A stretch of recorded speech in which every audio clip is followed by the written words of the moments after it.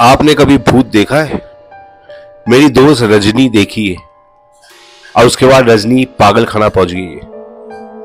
उन्होंने क्या देखा नेशनल लाइब्रेरी में, ये राज तो उनके साथ ही चला गया।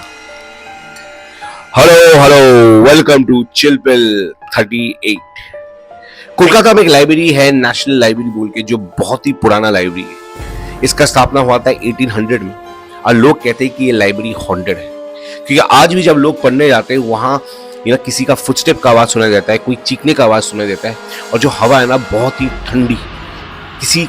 कोई भी वहाँ पढ़ता है ना, उसको लगता है कि कोई आसपास किसी का एनर्जी वो महसूस कर पा रहे हैं। ये कहानी है मेरे दोस्त रजनी की। उसको पढ़ने का बहुत शौक था। ये बहुत साल पहले की बात है, जब डिजिटलाइजेशन, इंटरनेट या आपको बोलो ये स्पेशलाइज मोबाइल फोन्स भी नहीं आया था।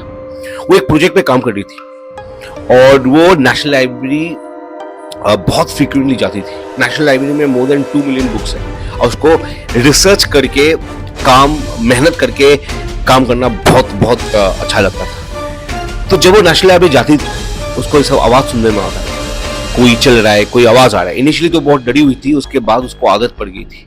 पर एक रात उसकी जिंदगी बदल गई। एक दिन वो नेशनल लाइब्रेरी में गई थी। नेशनल लाइब्रेरी यूजुअली 6 बजे तक बंद हो जाता है, पर उस दिन उसके लिए, बिकॉज वो एक रेगुलर थी, उसके लिए नेशनल लाइब्रेरी लोग खुला रखे थे। एक दरवान था जो बाहर बैठा था और वो अकेली लाइब्रेरी में रिसर्च करती थी। उस रात पता नहीं उसने क्या देखा कि उसके बाद जब वो घर आई, उसकी बोलती बन गई और आस्ते आस्ते वो पागल हो गई। आज वो एक मेंटल असाइलम में है, क्योंकि उस दिन उसने जो देखा वो एक्सप्लेन नहीं कर पाई।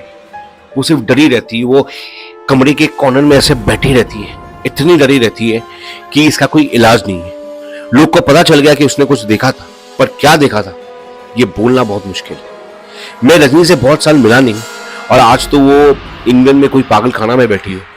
और लोग कहते हैं कि नेशनल लाइब्रेरी में कभी भी 6 बजे के बाद जाना नहीं चाहिए। उसके नेशनल लाइब्रेरी का टाइमिंग आज भी 6 बजे है। लोग बहुत स्ट्रिक्ट है कि अकेला वहां कोई नहीं आना चाहिए। अक्सर में उसने देखा क्या, ये तो राज उनके साथ ही चली गई। पर अगर आपको लगता है ये कहानी काल्पनिक है, सच है, और आपको भी कोई कहानी पता है, तो जरूर बताइएगा।